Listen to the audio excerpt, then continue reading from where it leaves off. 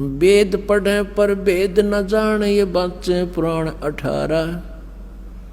जड़ को अंधे पत्ते खुआवे, ये भूल गए सिरजनहारा। तो जिस कारण से इस काल ने हमें यहाँ गुमराह किया हुआ है, उस अज्ञान को हटाने के लिए परमेश्वर स्वयं आते हैं, अपनी प्यारी आत्माओं को ये ज्ञान बताते हैं, जन्म मृत्यु से छुटकारा पाने का विधान बताते हैं। वो यथार्थ भक्ति, वो यथार्थ मंत्र जिससे मोक्ष हो सकता है और हमारे प्रारब्ध में आने वाले संकट कष्ट, जो जन्म जन्मांतर के पाप हमारे जीवन में लिख दिए गए हैं, उनको केवल कबीर देव, वो कबीर परमेश्वर ही नाश कर सकता है। जैसे पुण्य से सुख होता है, पाप से कष्ट होता है, दुख होता है। जब तक हमारा पाप नहीं कटेगा हम सुखी नहीं हो सकते। तो उस पाप को काटने वाले केवल कबीर गॉड है,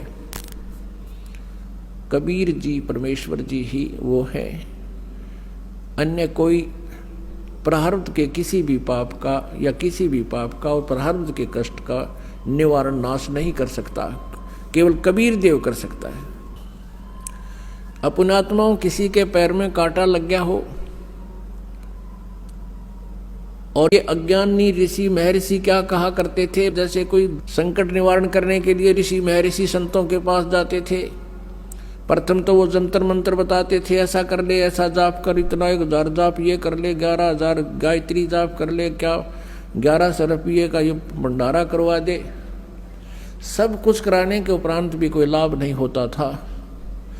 तो वे क्या कहते थे, वो अज्ञानी और वेद ज्ञानहीन ऋषि महर्षि गुरु ब्राह्मण, कि ये तुम्हारे प्रारब्ध का कष्ट है, तुम्हें भोगना ही पड़ेगा।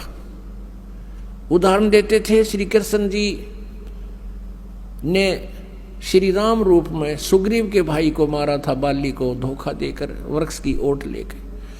वो उसके प्रारब्ध में लिखा गया था। उस प्रारब्ध के कर्म का भोग श्री कृष्ण रूप में विष्णु जी ने भोगना पड़ा। फिर हम चुप हो जाते थे, हमारे पास तर्क नहीं था, तर्क की गुंजाइश नहीं थी, लेकिन आत्मा में हार नहीं थी। हम ये सोचते थे कि नहीं, भगवान ऐसी कोई शक्ति है जो हमें लाभ अवश्य देगा, क्योंकि आत्मा परमात्मा से परिचित है कि वो परम शक्ति है। लेकिन अज्ञान ने इसके ऊपर इतने आवरण छा दिया कि ये विश्वास नहीं कर पाती, और लेकिन ये रुक भी नहीं पाती। और जिस कारण से ये कभी किता झाड़े लाने वालों के पास, किता को भूत प्रेतों के जंतर मंत्र करणियों के पास, किसी ऋषि महर्षियों के पास, या किसी मंदिर और मस्जिद गुरुद्वारों में जा जाके अपनी मन्नतें मांगते हैं, और आखिर में ज्यों के त्यों ही रह जाती हैं, क्योंकि वहाँ वो विधान, वो सिद्धांत नहीं है, वो मंत्र नहीं है जिससे प्रारब्ध का नाश हो सके। तो एक आम विधान बन गया, सभी ने ये फाइनल कर दिया कि लिखे हुए कर्म का भोग तब भोगना ही पड़ेगा। पाप नाश नहीं हो सकते, पाप कट नहीं सकते, और पाप कटे बिना सुख नहीं हो सकता। जैसे किसी के पैर में कांटा लगा हो और वो किसी से बताए कि मेरा पैर में दर्द बहुत हो रहा है, उसने पैर को धो साफ करके बता दिया कि तेरे पैर में कांटा लगा है, और वो व्यक्ति यूं कहे, ये वो जो बताने वाला कि कांटा लगा है, और वो ये कहे कि कांटा तो निकलेगा नहीं, अब जूते पहन ले, भविष्य में कांटा नहीं लगेगा। कांटा लगे पैर में जूता पहना नहीं जा सकता, कांटा निकले पीड़ा कम हो। फिर इस डर से जूता पहनेगा वो प्राणी के हे भगवान कहीं फिर कांटा ना लग जाए, उसकी पीड़ा बहुत होती है। तो ऐसे ही जो व्यक्ति ये कहते हैं, पहले तो जंतर मंत्र बताते हैं वो संत गुरु ऋषि महर्षि, और फिर उनसे कोई लाभ नहीं होता है तो कह देते हैं कि ये तुम्हारे प्रारब्ध का कष्ट है, ये तो तुमने भोगना ही पड़ेगा, ये तो आजीवन भोगना पड़ेगा, और भगवान की भक्ति कर ले, भविष्य में दुख नहीं होगा।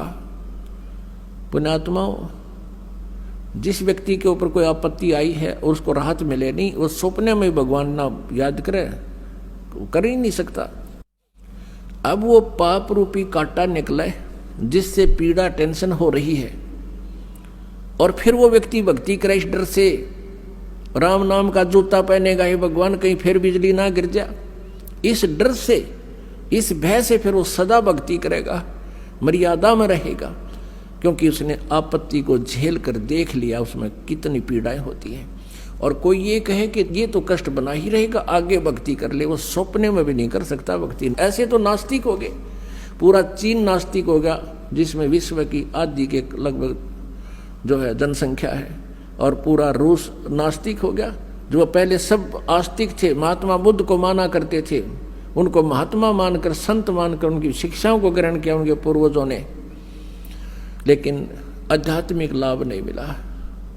औपचारिक ज्ञान जो महात्मा बुद्ध ने बताए तो आम माता पिता अपने बच्चों को बता देता है, लेकिन जब तक उसके पास समाधान नहीं है, परमात्मा का सहयोग साथ नहीं है, और वो मंत्र नहीं जिसे पाप नाश हो, जीव परमात्मा को नहीं मान सकता। और काल यही चाहता है कि नास्तिक हो जाए, कलयुग में विशेषकर, उससे पहले कोई नास्तिक नहीं था। द्वापर तक आप देख लो, सब इतिहास है, चारों वर्ण भक्ति किया करते थे, परमात्मा से डरते थे, आसरा रखते थे भगवान पर।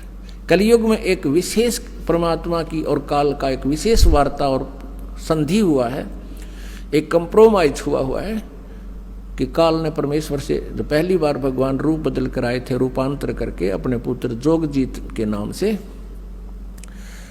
तो काल ने कहा था भगवान 3 युगों में जीव कम ले जाना, और कलयुग में जब चौथा युग आवे, उस कलयुग में आप कितने ही जीव निकाल ले जाना। तो काल ने ये सोच रखा था कि कलयुग में इनको ऐसा बना दूंगा, सतयुग त्रेता द्वापर में इनके पुण्य रहेंगे, और कलयुग में वो पुण्यहीन हो जाएंगे, और अन्य ना जाने कितने पंथ बना दूंगा, ना जाने कितने धर्म बना दूंगा, और इनको नास्तिक कर दूंगा। और आज उसने वो सब काम कर रखे हैं। तो परमेश्वर ने कहा था कि ठीक है, सतयुग त्रेता द्वापर में कम जीव ले जाऊंगा, और चौथा युग में मैं आप देख लूंगा तेरे को। अब ये वार्ता फिर बताएंगे, आज प्रसंग कुछ और है। अब कहने का भाव ये है कि जब तक हमारा पाप नाश नहीं होगा, कांटा नहीं निकलेगा, तो पीड़ा मिटे नहीं, और पीड़ा नहीं मिटेगी तो जूता पहना नहीं जा सकता। ठीक इसी प्रकार जो दुखी आत्मा यहाँ आते हैं, यदि वो परमात्मा परमेश्वर कबीर जी के जो हम दास नियम बताता है, मर्यादा बताता है, उस मर्यादा में रहोगे तो आप पर कष्ट नहीं रहेगा। आप ये सोच कर आते हो कि आज ही जादू मंत्र जंत्र कर दे गुरुजी, और फिर हम अपने राज्य गुरुजी अपने, नहीं, ये काम हम नहीं करेंगे। परमात्मा का उद्देश्य है कि तुम यहाँ आओ, इस ज्ञान से परिचित हो, कुछ ऐसी राहत तो आपको प्रथम दिन ही मिल जाएगी जो सच्चे दिल तक रो कर यहाँ समर्पित होगा। समर्पित का अर्थ है कि हम जो भी मार्गदर्शन आपको करें, भाई बीड़ी शराब मांस तम्बाकू नहीं पीनी है, अन्य किसी देवी देवता की भक्ति जो तुम पहले करते थे वो नहीं करनी है, इन सभी मर्यादाओं को जो हृदय से मानकर समर्पित होता है, उसी दिन से राहत शुरू हो जाती है। लेकिन हमारे भक्त, और कुछ वो स्वयं भक्त पुस्तक आदि ज्ञान सुनकर पढ़ कर आते हैं, तो उनकी धारणा ये होती है कि बार चल कर देखता हूँ, राहत मिलेगी तो ठीक है, नहीं तो नहीं। ऐसे व्यक्ति को यहाँ कतई राहत नहीं मिलेगी, चाहे आइयो चाहे मत आइयो। हमारा उद्देश्य है कि आपको राहत तो अवश्य मिलेगी, गारंटीड मिलेगी, आपके ऊपर कोई कष्ट नहीं रहेगा, मेरे से लिखवा लो तुम। लेकिन जैसे हम कहें ऐसे करते रहो। आपको बार बार यहाँ बुलाने का उद्देश्य है कि आप भगवान से परिचित हो जाओ, और परिचित होने के बाद फिर अननेसेसरी डिमांड खत्म हो जाएंगी, जिनके कारण हम भगवान से दूर होते चले जाते हैं, जिनकी हमें आवश्यकता नहीं। और फिर आप देखना प्रतिदिन भगवान कितने सुख देगा, आपकी सोच भी नहीं सकते। तो वो परमात्मा, वो स्वयं इस ज्ञान को और पाप नाश करने वाले मंत्र, इस समाधान को स्वयं ही लेकर आते हैं। किसी भी सदग्रंथ के अंदर सोहम मंत्र नहीं है। परमेश्वर ने कहा है कि सोहम शब्द हम जग में लाए, और सार शब्द हमने गुप्त छिपाए। केवल एक ओम नाम है। सभी पवित्र सदग्रंथ, सभी पवित्र सदग्रंथों, मान्य सदग्रंथों में, जैसे पवित्र चारों वेद, पवित्र श्रीमद् भगवत गीता, इनमें केवल एक ओम नाम है। उसके अतिरिक्त कोई भी मंत्र जाप करने का नहीं है, मोक्ष का सहयोगी आधार नहीं है।